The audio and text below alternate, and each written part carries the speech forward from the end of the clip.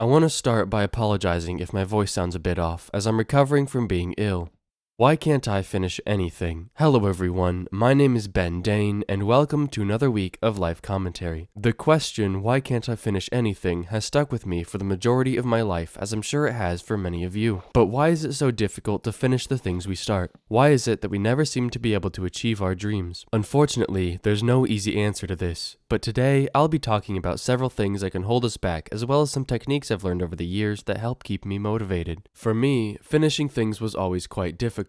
Sure, it was easy to begin a project, but soon it would either get too overwhelming or too boring for me to stay interested. And I can guarantee that most people have experienced the exact same thing. Too often do we begin a passion project only to almost immediately give up on it. And for me, the most prevalent place I've seen this mentality strike is in the game of Minecraft. See, in a sandbox game, it's all about setting goals for yourself to complete, and the only one holding you accountable to finishing these goals is yourself. Minecraft never forces you to finish anything, and as a result, I've often seen myself give up on many of my projects before they even get halfway done. And it's never because the project itself is bad or it's not what I wanted, but rather that I simply lose my motivation. But why is it so easy to lose interest in something? In my opinion, the main two causes of this are scale and time. In a world where we're told to shoot for the stars, it's easy to set an unrealistically large goal for ourselves. We try to accomplish something that would be grand and glorious once complete, but fail to take into account the sheer amount of work needed to finish such a thing. With this comes the issue of time.